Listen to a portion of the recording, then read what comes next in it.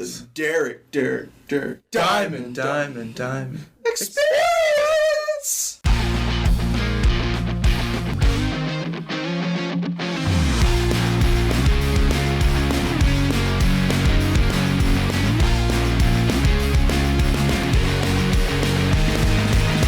Welcome to the Derek Diamond Experience podcast. I am your host, Derek Diamond, and if you haven't yet, be sure to check out last week's episode where you get to hear the Defending Bad Movies panel from Pensacon 2023 with myself, Jason Robbins, and Wally Phelps.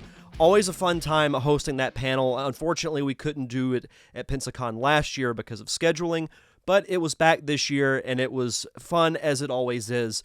You can check out that episode and the previous ones farther back in the archives of this podcast. Mentioning Pensacon, we're going to continue the Pensacon-related discussion this week on the podcast because you'll be hearing another panel that I got to host with independent film director James Kerwin. And I was really excited to be given the opportunity to host this panel because, as you know, filmmaking is a passion of mine. And as someone who has done a couple of shorts now and is looking to eventually make a feature film, it was great to pick James's brain about the transition of that and what it's like to be a director, and as someone that wants to do that more. Great to pick his brain about that as well. We also had some great audience questions and also talked about the difference between being a director for hire and creating your own project. So if you're a fan of independent film, if you're a fan of the behind-the-scenes work of filmmaking, this will definitely be an episode that you will enjoy. And I want to thank Steve Wise for giving me the opportunity to moderate this panel, and thank you to James for allowing me to record this panel to use as the podcast. So without further ado, here is the Pensacon 2023 panel with James Kerwin.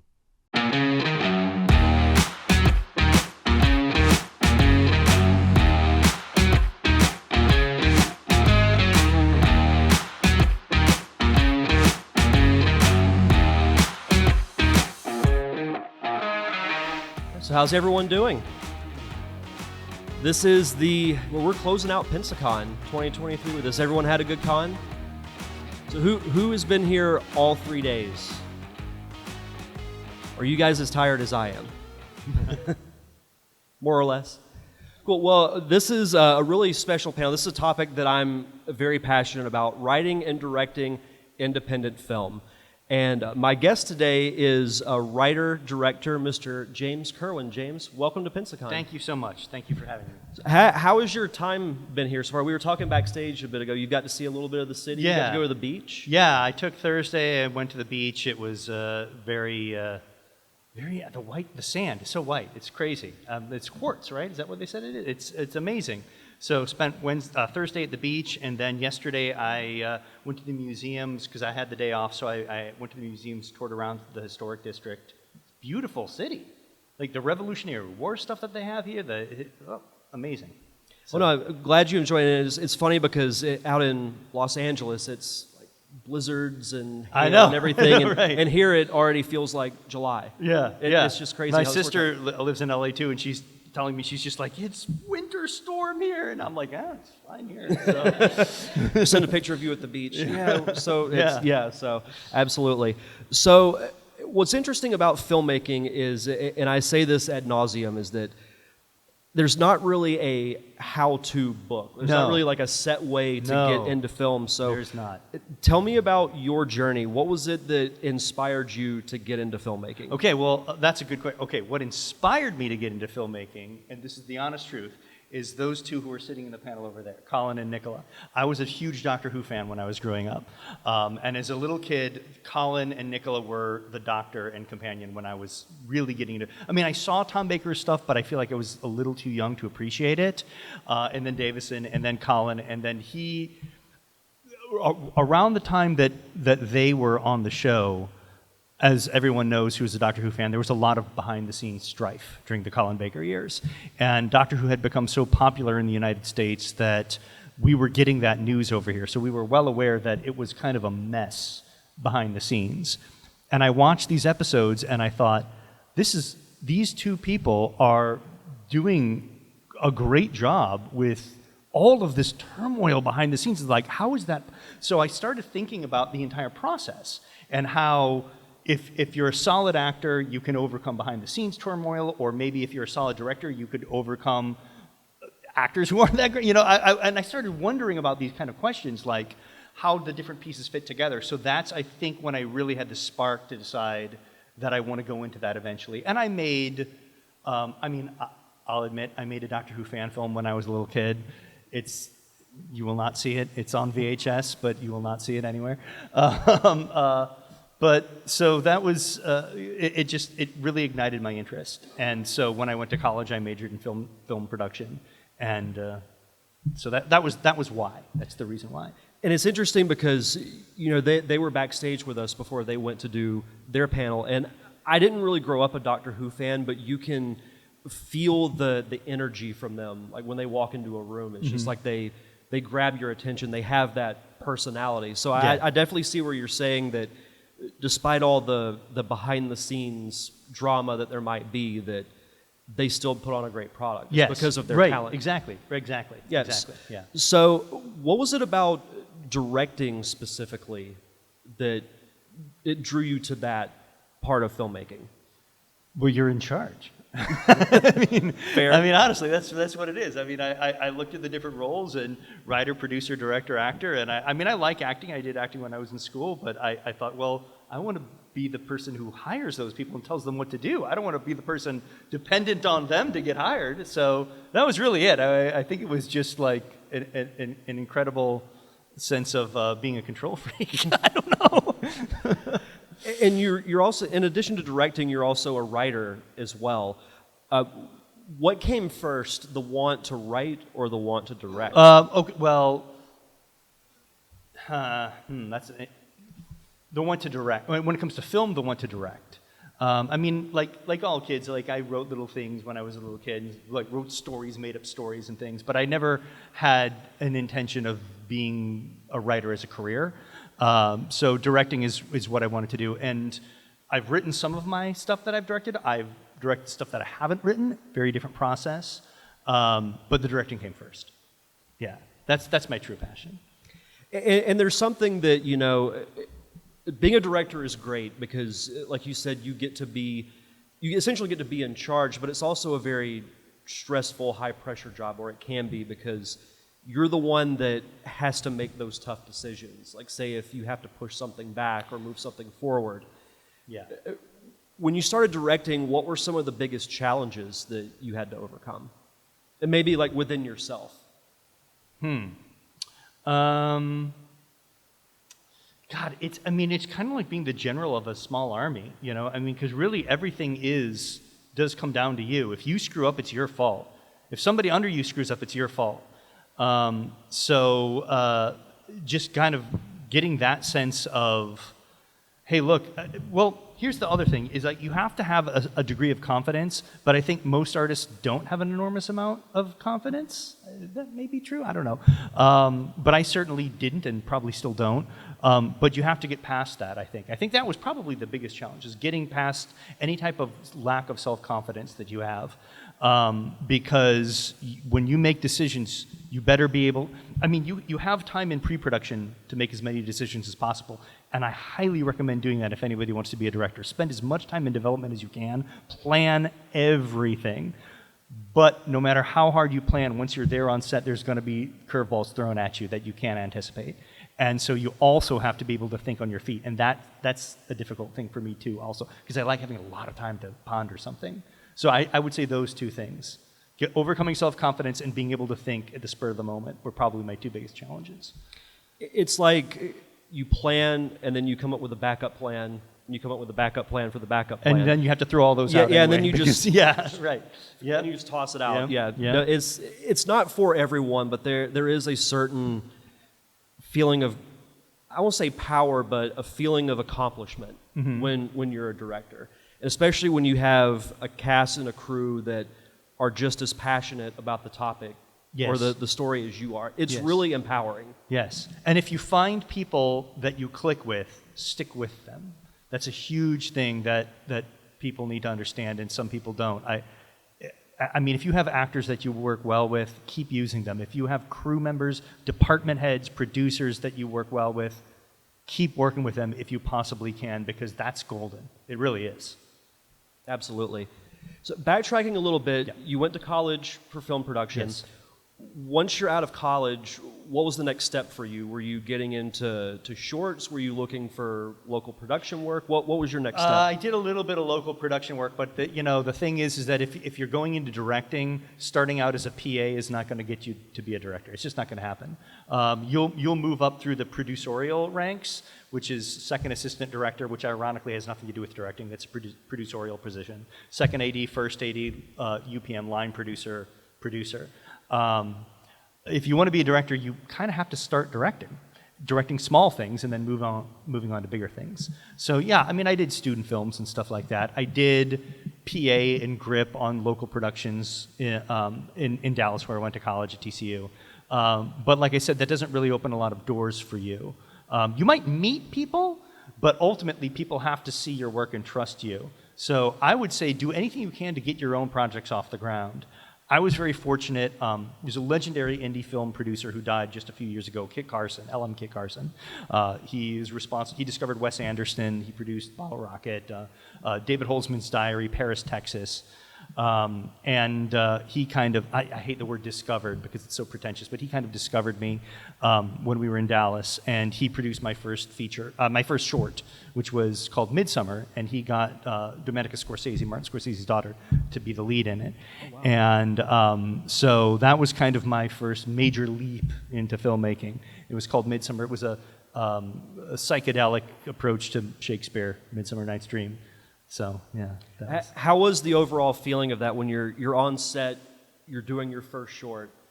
Walk me through your mindset of where you were at that time. I don't remember any of it because I was so stressed. I mean, honestly, like you're just going. You don't have, and it is kind of sad because I'd love to be able to say, oh, appreciate this. And one of the other producers, actually, it's funny you said that because one of the other producers on the show actually said, enjoy this. I was like, how can I enjoy this? I'm like, this is, so yeah, I mean, honestly, I'm not exaggerating. It was just stress, going. But then when you're done, you have this tremendous sense of accomplishment, like you said, and you've got this product and you can look at it and say, oh, I made that. No, I made that. Yeah, you know? Absolutely. It's interesting because I'm sure you can look back at if you have behind the scenes photos of that short. You're like, I don't remember any of it. Exactly. So once, so you make your first short, and eventually you transition into doing your first feature film. What was the biggest, I don't want to say learning curve, but what was the biggest difference between doing a short as opposed to a feature? I'm going to give you an answer that's going to sound very flippant, and it's not intended to be flippant. It's just longer. I mean, that's really the truth. There is no difference. I mean, the amount of planning, the amount of the mindset that you have to be in, the attention to detail, the focus, the falling in love with the project as a director, all of those things are the same if it's a short or a feature. You better love it because you're going to live with it for a while. So it's just more. It's the same, just more of the same, basically.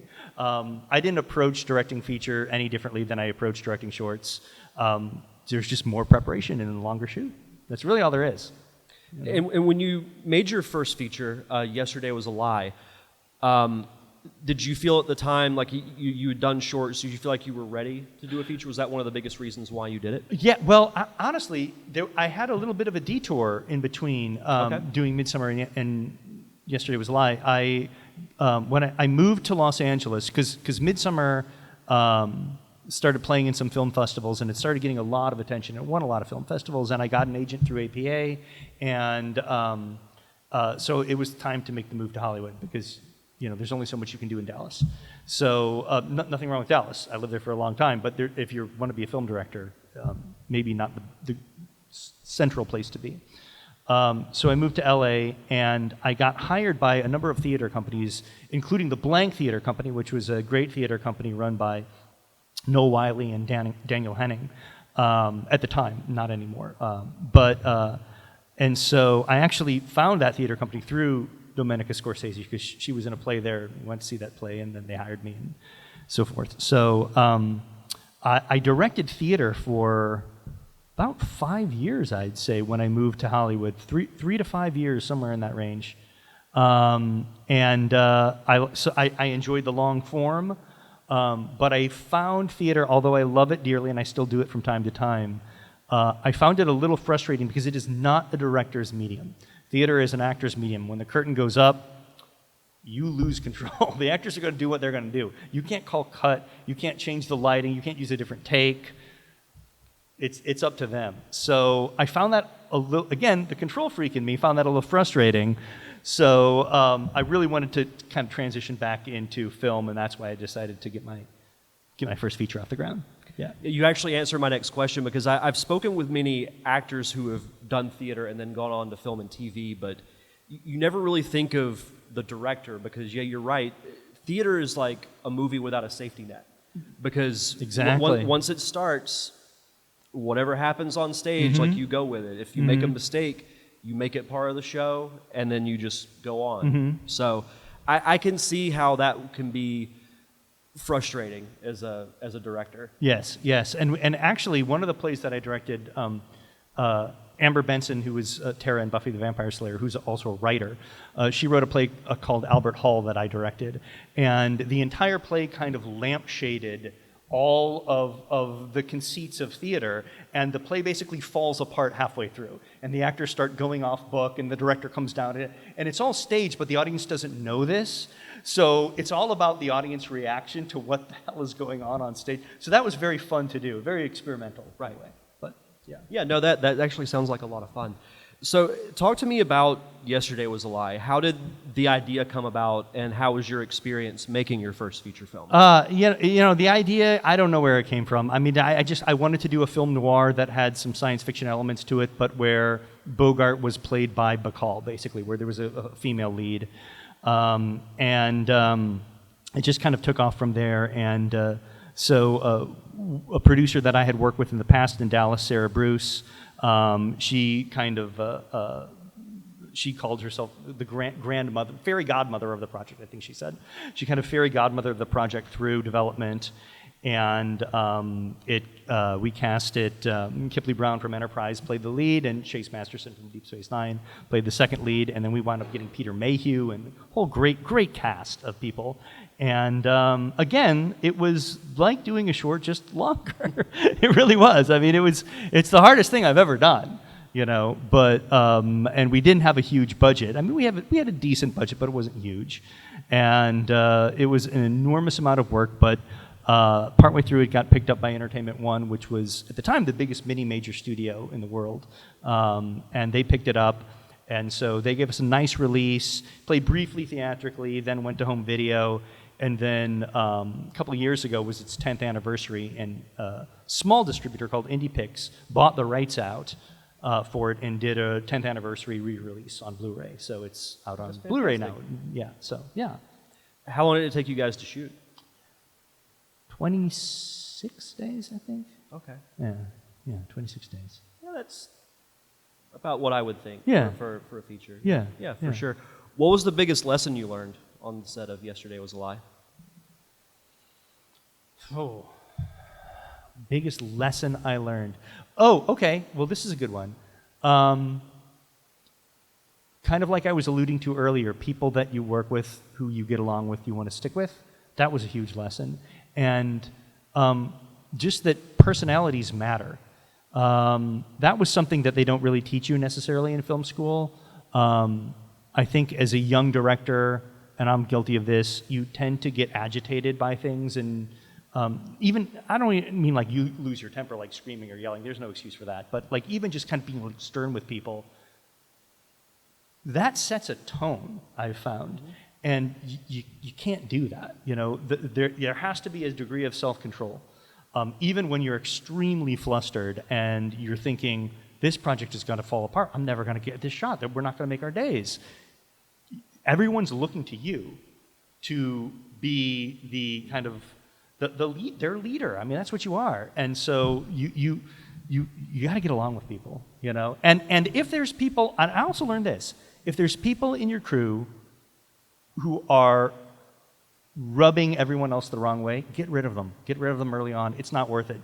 it's not worth having a lengthy shoot with one or two bad apples, or even just apples who the other apples aren't getting along with. It just graciously say, we're just going to buy you out of your contract and get someone else. You bring up a great point about everyone looking at the director as the leader, and no matter how frustrated you get, for anybody who wants to be a director, if something irritates you, and there will be, you got to keep it. You got to keep it in here, because if it just comes breathe out, that's right. It trickles down to everyone. That's right. And it affects everything. That's right. You're the captain, you're the quarterback, whatever analogy you want to use. So that's right. Yeah, no, I 100% agree with that. And it is good to have a dependable crew, as you mentioned. Find people like a good cinematographer or a good editor that you can call on, because trust really goes a long way. Like, if you have an editor that you can just hand something off to, and you know they're going to do great work with it, is invaluable to have. Yeah. And the same with actors too. Yep. The difference between theater and film is you don't get rehearsal time in film. You got to cast actors that you trust to bring their game, their A game, because you're not going to have It's not your job as a director to be an acting coach, because you just don't have time. You can't just coach someone through a performance and do 1,000 takes unless you're Steven Spielberg or Stanley Kubrick or somebody like that who has an infinite amount of money. If you're on a tight shooting schedule and you're trying to make your days, you're not going to get more than 5, 6, 7 takes at most, and you can't be coaching people. You gotta trust your actors. Cast people that you know are going to deliver what you need them to deliver, and then let them deliver it. Absolutely. One of the topics that I've been excited to chat with you about, and we've been talking through email about this, and the difference between writing and directing for hire versus, say, making your own projects. So talk to me a little bit about that. It's a huge difference, and I mean, there's different career paths that different directors have taken, and when you direct for hire, you're going to make more money. You're probably going to join the DGA. You're probably going to get hired to direct TV series, but these are not projects that you are conceiving yourself. These are other people's words. These are other people's ideas. These are other people's works, and you come on and bring a distinct vision to them. Now, I have done stuff like that. Personally, I prefer the more auteur thing. Again, I hate that word because it's pretentious, but all that basically means is that you, as the director, you're the author of the project. You conceived the idea. Whether you wrote it or in some cases co-wrote it with someone else or co-developed it with someone else, but it's your thing, basically. And I find it much easier to fall in love with something that I'm passionate about than something that someone else wrote. Now, I've never taken a job directing something that someone else wrote unless I've been able to fall in love with it, at least to some extent. Because that's the critical thing. Like I said, you're going to be living with it for a while. If you don't love what you're directing, it's going to show. But ultimately, unless you're Spielberg or Kubrick or Abrams or somebody like that, you're going to make a lot less money as an auteur doing your own indie projects. But I think you have a little more fun. Well, and I think it's also, you're conceiving the idea. If you're a writer-director, it's your baby. It's your baby. You come up with the idea, and you're automatically more invested in it. And I wouldn't be against taking someone else's idea and kind of putting my vision to it, making it my own. But the writing part's so fun. The idea making, the idea process is so fun. So. You're right, you might make less money, but if you're happier doing it, that amounts to something, in my opinion. And I've even been in situations where I've had an idea, I want to do a film about this, and I've sought out scripts. I've been like, okay, well, maybe I could do something in this genre, in this film. There's not any out there. Oh, God damn it, I'm going to have to write it myself. So then you wind up writing it yourself. So, Yeah, no, for sure. Is there a specific genre that you would one day like to work in that you haven't really dabbled into yet? Historical drama, maybe. I've tended to do a lot of science fiction, and that was not by design. I've just wound up being hired to do a lot of science fiction, both in theater and film. But I'm very fascinated by history, not ancient, but older history like ancient Egypt or ancient Rome, like that period of time. That's fascinating to me. I would love to do something like that, but that's very expensive. True.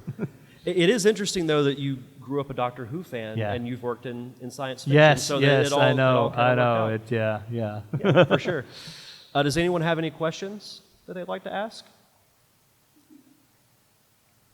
Sure. The aspect of, I guess, you answered it sort of.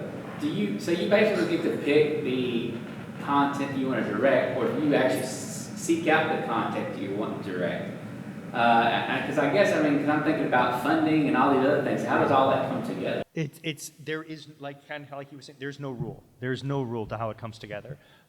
If you are a person who directs for hire, that means you're probably in the DGA, which is the Directors Guild of America, and you have an agent who tends to put you up for jobs. So your agent will say, hey, here's this television series, Star Trek Discovery it needs directors. I'm going to put you up for that show. Or Doctor Who needs directors. I'm going to put you up for that show. Or here's a feature film script that's been floating around Hollywood in different agencies. I think you might be a good match for that. Let's see if the studio will hire you to direct that. And in those cases, the studio is putting all the financing together. Okay, that has nothing to do with the director. In the more auteur-based thing, which I've done, you're basically, if you're writing your own project or you're commissioning your own project to be written, you're going to have to find producers who will provide the financing for that project. So that is going to fall, ultimately the producers do all the organizational work, but you're going to have to find the ones to team up with who believe in your vision as a writer-director to get you that financing, or you're going to have to get some of it on your own. So, yeah. Any other questions? I did want to ask, as in the more auteur-based side of writing and directing, what is the biggest challenge of it as far as, is it raising funds? Talk to me a little bit about that.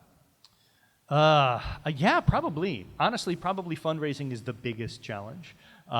Because if it's something that you want to do yourself and really, really believe in, you're going to have to find money people, whether that's a traditional studio like Entertainment One, or whether it's private financing, or whatever it is, who believe enough in your project to put some money into it to be able to at least develop it, in which you can get even more money than after you've developed it and started casting it.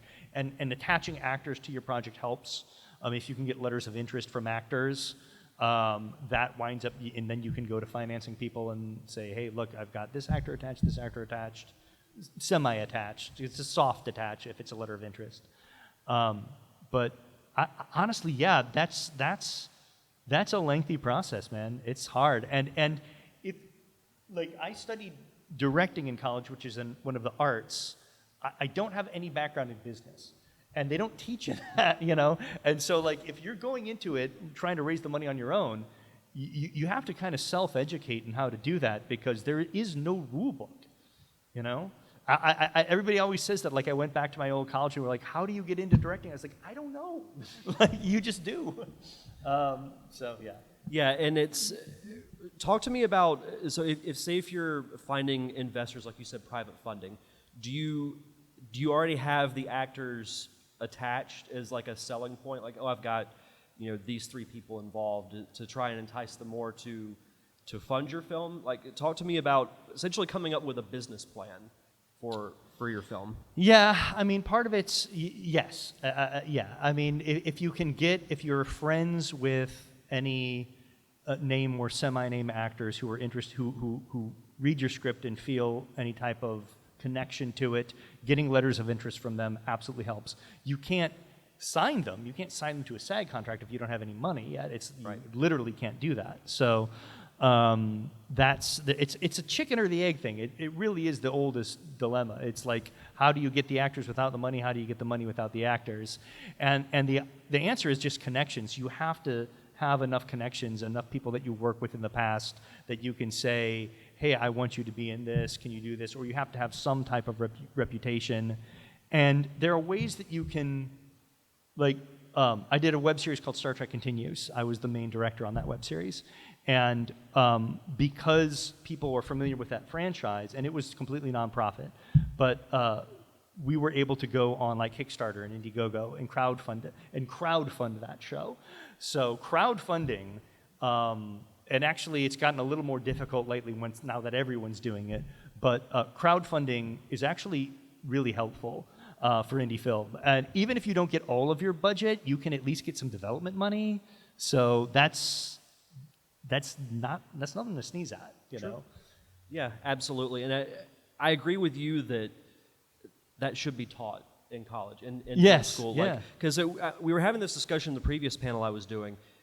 There's the creator side, the creative side, and the business side. Mm-hmm. And it's like a symbiotic relationship. Yeah. And a lot of people on both sides, like, they don't get that. Like, the creators just want to create, the business people just want to make money. Mm-hmm. But you have to have at least an understanding of both. Yes. In order for it to work. Yes. Yeah. Absolutely. Yep. I got another question for you. Now, you said you did, I guess, your first films back when you were at TC. I did a student film when I was at TC. Okay. And did that progress into your short film, or there's short film done there? Because I don't know all your back. Oh, no. I had just done a student feature as my thesis when I was in college. That's all that was.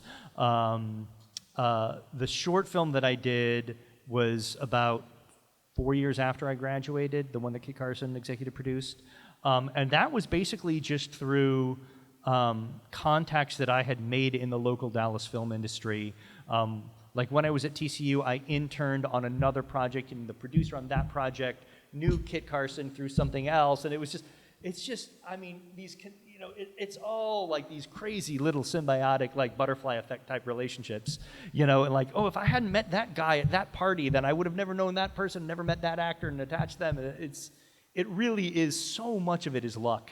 And don't let anybody tell you it's not, because there's this thing in Hollywood, it's like, oh, there's no undiscovered talent. There's tons of undiscovered talent that just weren't fortunate, that weren't in the right place or at the right time. So there really is a lot of undiscovered talent out there. Don't let anybody tell you there's not. No, timing is everything. It is. You never know when you're just going to be in the right place at the right time, meeting the right person that says, hey, I can help you with this. Right. You have to, and I don't mean to say you don't have to be, you have to be talented. You have to have the talent. And that can be that can be grown. Like, you can go to film school, you can learn the craft, you can learn the art. If you don't feel like you innately have those skills, you can learn those skills. So you have to have that. You also have to have stick-to-itiveness. You have to have an enormous amount of dedication and patience. And very thick skin. Very thick skin. Like Nicholas Meyer, who directed Star Trek II and Star Trek VI, and all these amazing films. He said once that somebody asked him, after you move to Hollywood, how long does it take to direct your first feature? He said at least 10 years. Now think about that. That's exactly how long it took me. My first feature was released exactly 10 years after I'd moved to Hollywood. So you have to stick it out. I mean, you really have to have that. But then you do also have to have luck. You have to. And I also think the networking part is important as well, right. Because you have to. That shapes your luck a little bit. You can shape your luck a little. You can kind of mold it to work to your advantage, but you have to put yourself out there with other filmmakers or other aspiring actors, directors, because you never know where you're going to meet that one person that has that connection that's going to lead you to your career. That's right. Mm-hmm. So, anybody have any other questions? So I'm a film student right now, and you've already answered this a little bit, but I was wondering if you had any further advice for, like, after you graduate, like, getting started in... What do you want to do? I would love to direct, but at this moment in time, I really take anything I can get. Decide what you want to do. Honestly, no, I'm being very serious. Like, decide what you want to do, because there are so many different disciplines in filmmaking, and those paths do not intersect. Like I was saying before, if you start as a PA, you're going to move up to second, first UPM producer. That's it, and you're not going to direct. If you start as a grip, you're going to work up through the electrical department or through the grip department. You may get into camera operation. You may get into lighting. If you want to be a cinematographer, definitely focus on that. Focus on camera. But if you want to be a director, you got to start directing small things. There is no other shortcut path to being a director. So I would say focus, because kind of like you were alluding to, for better or for worse in the industry is very compartmentalized. You don't cross over between positions. It's very different. Like my brother-in-law is in the music industry, and if I'll go to a gig with him or something, like I see everybody doing everything. I'm like, wow, the music, everybody does it. He's like, yeah, we know how to play, we know how to play, we know how to wire this up, we know how to cable this up, we know how to mix this. Film is completely different. It is, I mean, you're going to get compartmentalized in whatever you do. So really pick what you love and just focus like 100% on that. That would be my best advice. Cool. Any other questions? Hey, yeah, thank you. I'm interested in your experience. You've begun to talk about this, or I'm sorry, I came in a few minutes late. You may have already said it. But, are there some? I know there's some actions that have more payoff than others. Some things you learn along the way that, oh, if I spend my time here, are there resources that you could point us to for our independent filmmaker or want to be producer? Well, for an independent producer, you want to go into producing, or? Yeah, in filmmaking, just to kind of, it's sort of an encore thing. But I'm interested in small films, independent films, and making them and producing. Where are you based out of? Here in Atlanta. Oh, in Atlanta. Okay, well, that's a good place to be. Yeah, Atlanta is very much a third coast, although it is on the coast. So it's so yeah. I mean, if you want to get into any type of major filmmaking, you got to be in LA, New York, or Atlanta at this point. That's just the reality of it. Atlanta is a wonderful city for filmmaking. There's an enormous amount of filmmaking there. If you want to go into indie film specifically, is that what you're saying? Okay. If you want to go into indie film specifically, as a producer, I would say start seeking out. I mean, there's all sorts of online groups. I know this sounds cliched, but there's all sorts of online groups, Facebook groups or Reddit or wherever, where you can seek out scripts that you may be interested in producing. I mean, Like I was working on my nephew on a small film a couple years ago. We had a blast making. And learned a lot on the way. And he had heard about a book called Producer to Producer. It was sort of like a total guidebook from a producer. Okay. And I figured you have that kind of knowledge. You might have 2 or 3 books like that in you already. I'm interested in teasing out some of your process or things if you were teaching me or something, and say, yeah, gotta make sure you hit this checklist. I mean, I know it's not a roadmap because it's all over the place. Sure. There's some things you kind of have done over the years that are consistent. Sure. I mean, I would honestly say, first of all, read those books, because reading up on books on filmmaking and independent production, financing, all those things, man, that's really important. I mean, if you go to film school, that's always a plus. You don't have to. If you haven't gone to film school, you got to have that inherent knowledge. You got to know the way the industry works. So read as much as you can, whether it's books or websites or whatever you can get your hands on. No Film School, it's a web series kind of thing. Look up No Film School, and just learn as much as you can about the process that way, but ultimately you're going to have to make it happen for yourself. That's the thing. No one is going to come and say, here, make this. You have to make it, and you just have to get into that mindset that you're going to make it happen on your own. Yeah. Any other questions? What's your process with writer's block? I'm sorry? Writer's block, like how do you get over it? Ooh.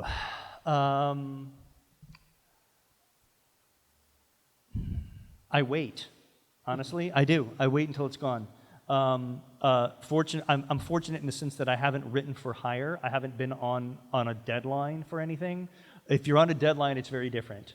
If you're writing for a television series and you have to turn in a draft at a certain point in time, the only way you can really overcome writer's block then is just keep writing. Just write. If you have to write gibberish, write gibberish.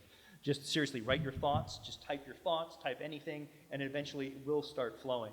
But for me personally, if I find that I have some type of block in something that I'm trying to do, and I'm not on a deadline, I wait till the block's gone. And it will come to me like in the shower or something, or in a dream or something like that, you know? So I would say one of those two things, either just wait it out or just punch through it.